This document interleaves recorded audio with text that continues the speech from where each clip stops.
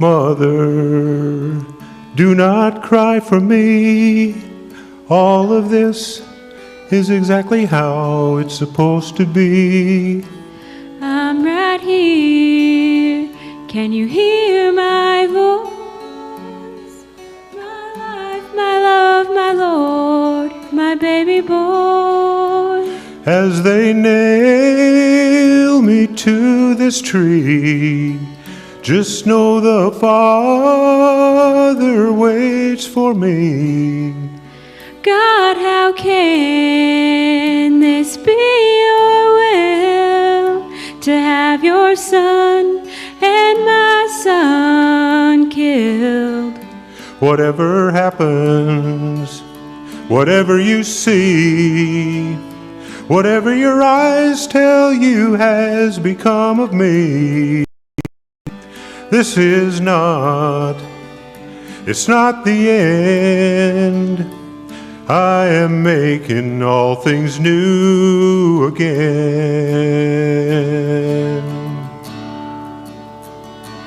I remember when you were born in that manger where I first held you in my arms. So many miracles and lives you've changed, and this world repays you how?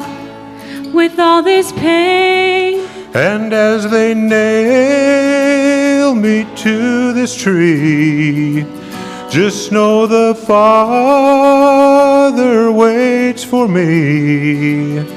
God, how can this be your will, to have your son and my son killed?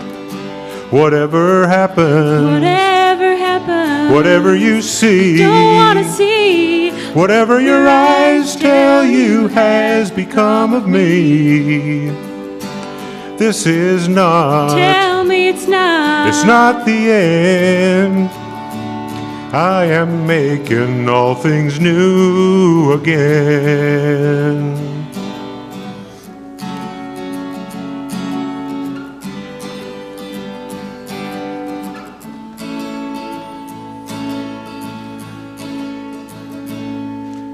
Whatever happens, whatever you see, whatever your eyes tell you has become of me.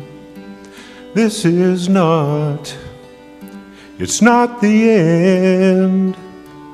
I am making all things new again.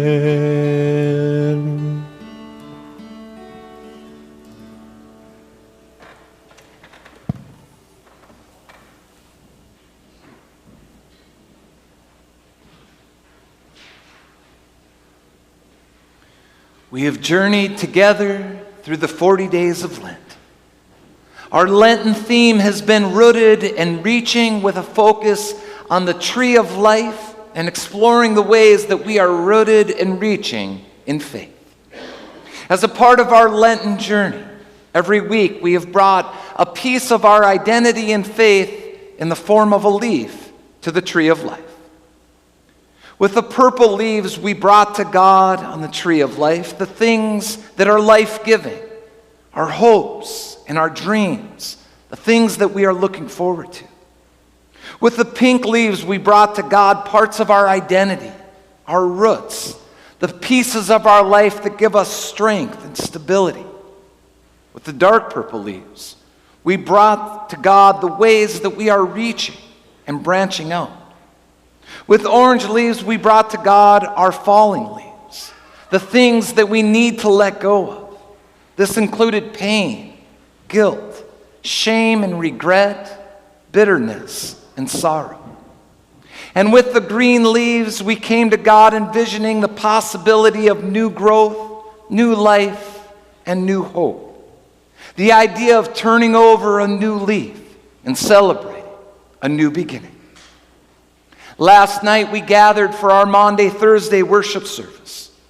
On this night we commemorate Jesus meeting together with his disciples for the last time in the Last Supper. Part of that worship service includes the stripping of an altar, a sign of loss, grief, and sorrow.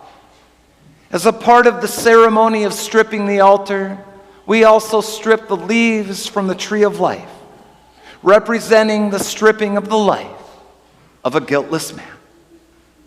Now, our Lenten journey has led us here. After the meal, the Last Supper, Jesus and his disciples went out to the Mount of Olives, to a place called the Garden of Gethsemane. It is here where Jesus is arrested. Based on the Jewish custom of a day being marked from sundown to sundown, the arrest of Jesus, though shortly after the Thursday meal, was already considered to be Friday. This is what we call Good Friday. Today marks the darkest day in the history of the world. This day marks the commemoration of Jesus' arrest, trial, suffering, crucifixion, death, and burial. This worship service, we will journey through the events leading to the death of Jesus. And so we prepare our hearts and we sing together, Tree of Life, an Awesome Mystery.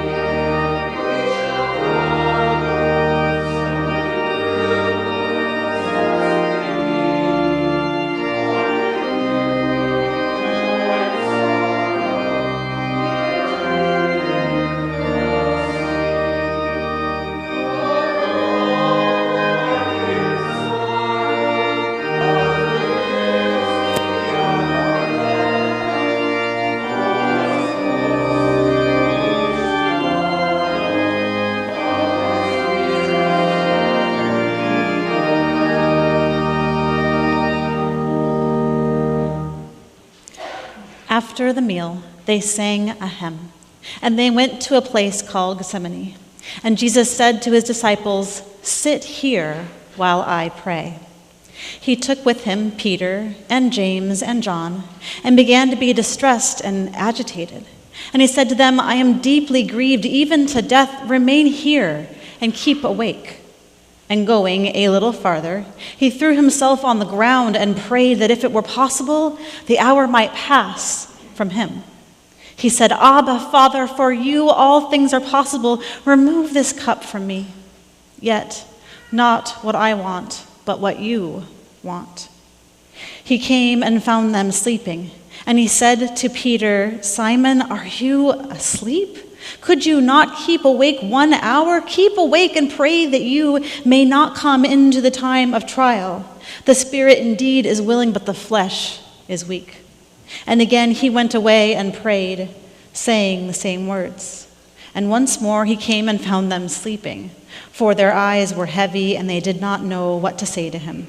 He came a third time and said to them, "Are you still sleeping and taking your rest? Enough!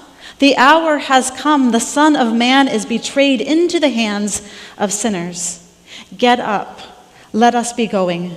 See, my betrayer is at hand."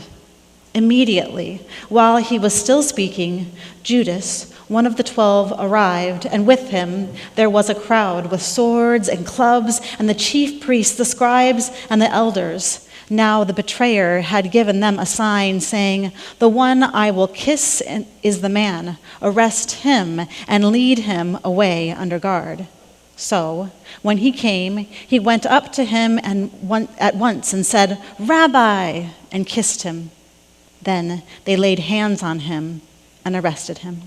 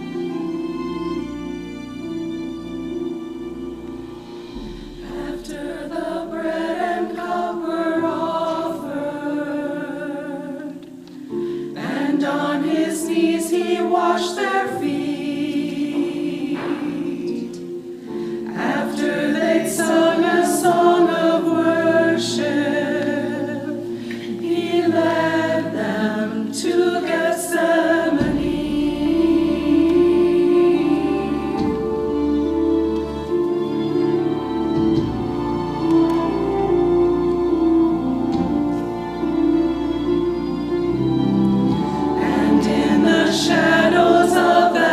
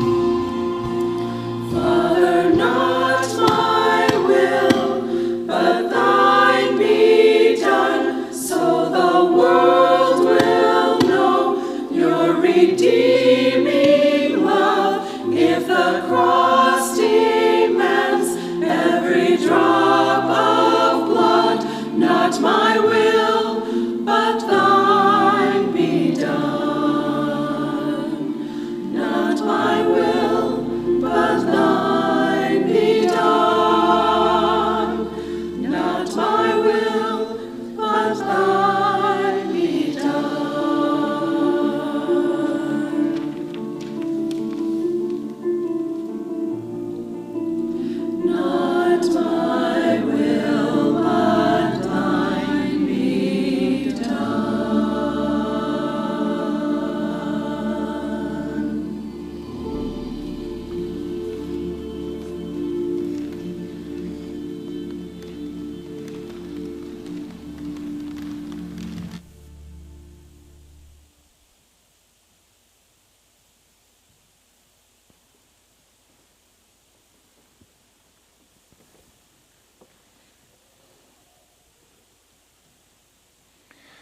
Now at the festival, it was the practice to release a prisoner for them, anyone for whom they asked. Now a man named Barabbas was in prison with the rebels who had committed murder. So the crowd came and began to ask Pilate to do for them according to his custom. Then Pilate answered them, "Do you want me to release for you the king of the Jews?" For he realized that it was out of jealousy that the chief priests had handed him over. But the chief priests stirred up the crowd to have them release Barabbas instead. Pilate spoke to them again. "Then what do you wish me to do with this man that you call the King of the Jews?" And they shouted back, "Crucify him!" Pilate asked them, "Why? What evil has he done?" But they shouted all the more, "Crucify him!" So Pilate, wishing to satisfy the crowd, released Barabbas for them. And after flogging Jesus, he handed him over to be crucified.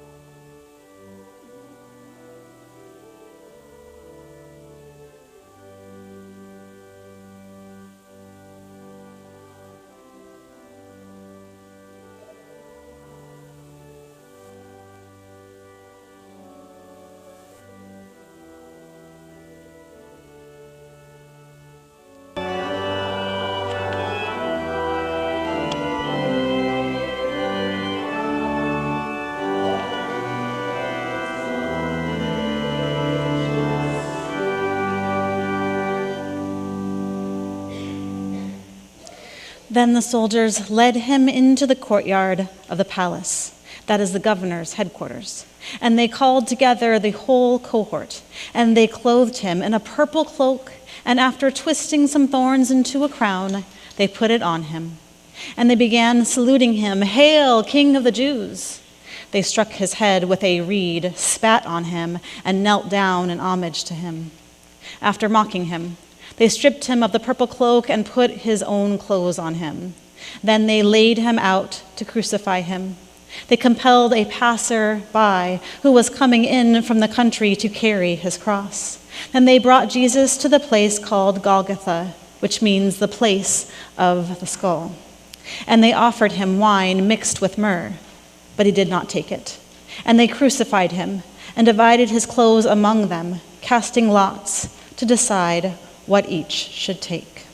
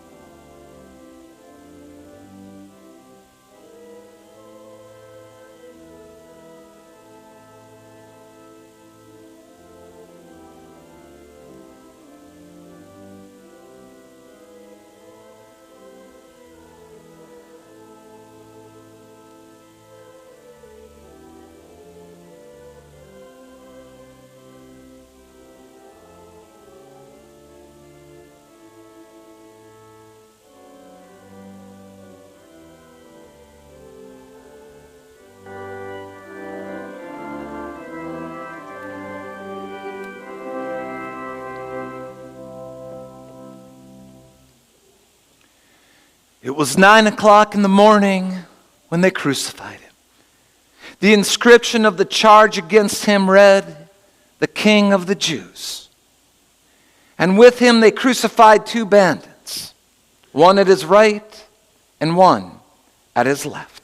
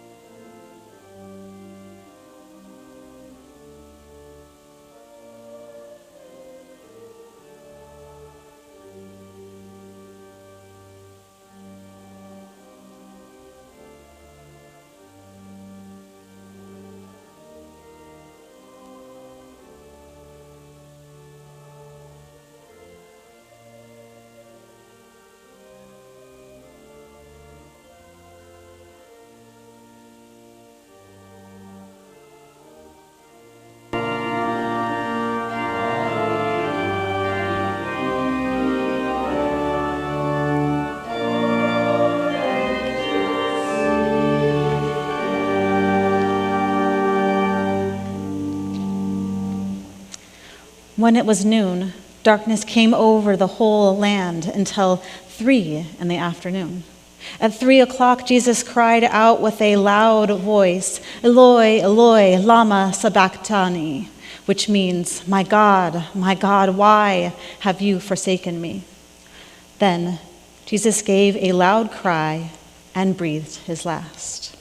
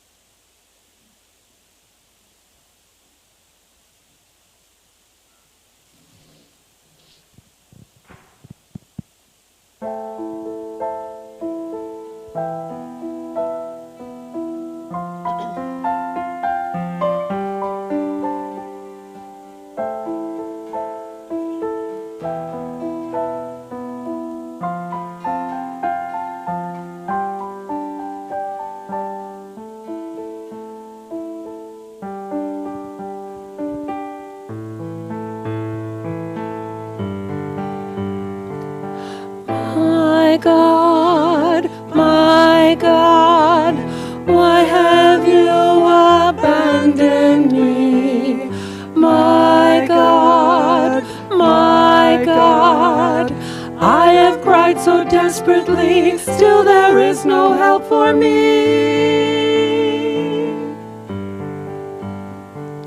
I call out to you each night and day.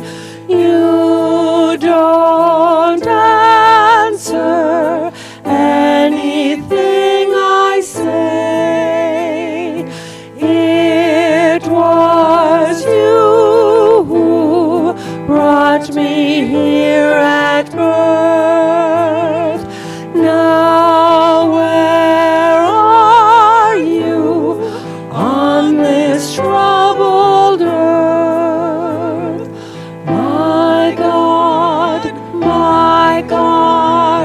Why have you abandoned me? My God, I have cried so desperately, still there is no help for me. My strength is gone like water on the ground. My bones cry for flesh that can't be found. My throat is dry, my tongue sticks to my mouth. I am dying, there is no way out. My God, why have you abandoned me? My God, I have cried so desperately, still there is no help for me. I am helpless before my enemies. Come now quickly, come and rescue me. I will tell my people what you've done, that your love can save us everyone. My God, why have you abandoned me? My God, I have cried so desperately, still there is no help for me.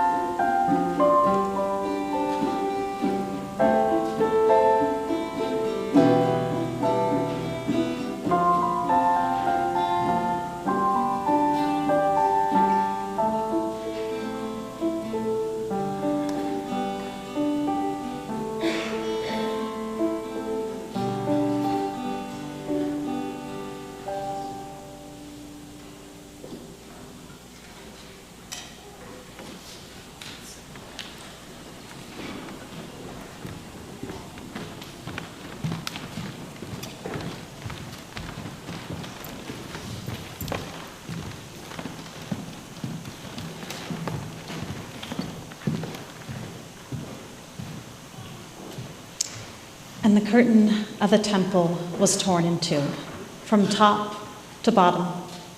Now, when the centurion who stood facing him saw that in this way he breathed his last, he said, "Truly, this man was God's son."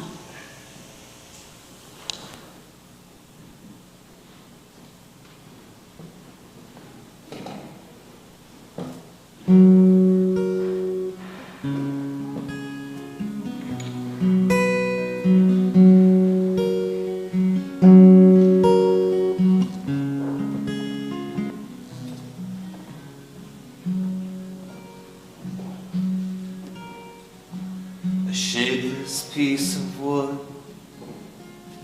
that's all I claim to be. Rooted and reaching, leaves upon the tree. I fall with fire and fury, it cuts me like a knife. My final shape, my final form, I'm sure I'm bound to find. So dream a little dream for me, in hopes that I'll remain. Cry a little cry for me, that I may bear the flame. Hurt a little hurt for me. My future is untold, but my dreams are not the issue here. For thee, the hand holds. The hammer pounds the nails. I have my shape somehow. From a tree to a cross, what is my purpose now? The question still remains, what am I to be? Perhaps a perfect piece of art for all the world to see. So dream a little dream for me, in hopes that I'll remain. Cry a little cry for me, that I may bear the flame. Hurt a little hurt for me, my future is untold, but my dreams are not the issue here. For thee, the hand holds. Hammer pounds again, the pain I do not feel. It's force that drives me helplessly through flesh and wood reveal. A burn that burns much deeper, it's more than I can stand. The reason for my life was take the life of a guiltless man. So dream a little dream for me, in hopes that I'll remain. And cry a little cry for me, that I may bear the flame. Hurt a little hurt for me, my future is untold, but my dreams are not the issue here. For thee, the hammer holds. My dreams are not the issue here. For thee, my Maker holds.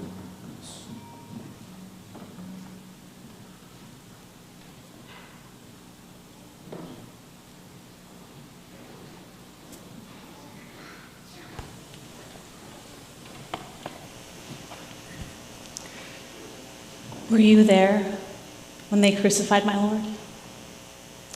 It has been a long-standing tradition in this congregation that we end our Good Friday service with this traditional hymn. A hymn that asks us to put ourselves in the place and the time of Jesus, to envision the happenings of these passages as if we were a person standing on the outskirts, perhaps even participating. And if you read the scripture this way, putting yourself there, well, it hurts to read them. Each time they are read, we see a reflection of humanity that is unsightly and yet true. True to human nature then, and true to human nature now. So while it is hard to hear these texts and imagine a reality where the Son of God, the one who makes God known, is ridiculed, beaten, mocked, crucified on the cross, while it is hard, it is true. And frankly, it's understandable. People now, and certainly then, are often just looking to survive, looking for someone that would lead with strength and secure their lives, to give them stability and fulfill the promise of a king to rule over all. The people were expecting a great king, a warrior, tough, unflinching, defeating the enemy at will. What they got, however, was a baby. It's almost laughable to think of their king coming to them weak and demure, dependent, breaking preconceived notions of a warrior king the moment he came in flesh. Throughout his ministry, Jesus perpetually breaks the standard of what is expected, and he gave the unexpected. Don't defeat your enemies. No, instead, love your enemies. An eye for an eye. How about instead you turn the other cheek? Don't send the children away. Gather the children in. Forgive not 7 times. How about 77 times? Heal the sick. Feed the poor. Lift up the oppressed. The last shall go first. Radical, wild ideas for the time. Maybe even radical, wild ideas for now. Certainly not the actions or ideas of someone that is tough. Not the actions of someone that is the Son of God. Certainly not the actions of a conquering leader. And so they mocked him. They questioned him, knowing the answer. Aren't you the King of the Jews? If you're so strong, so mighty, why not save yourself? And yet, it is in his ultimate sacrifice, in his vulnerability, that we see the greatest display of strength. In his sacrifice on the cross, Jesus gives us grace that we could never deserve and pours out himself for us without thought for his own life. How could he be any stronger? How could we doubt his strength? On the cross, Jesus joins us in our suffering, and we are redeemed by this ultimate act of power and strength. So tonight, we are faced with a reality that is hard to acknowledge and imagine, but beautiful to know.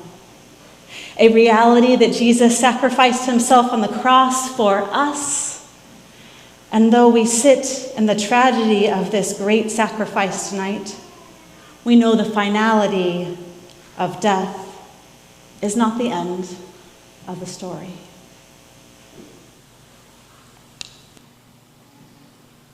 Were you there when they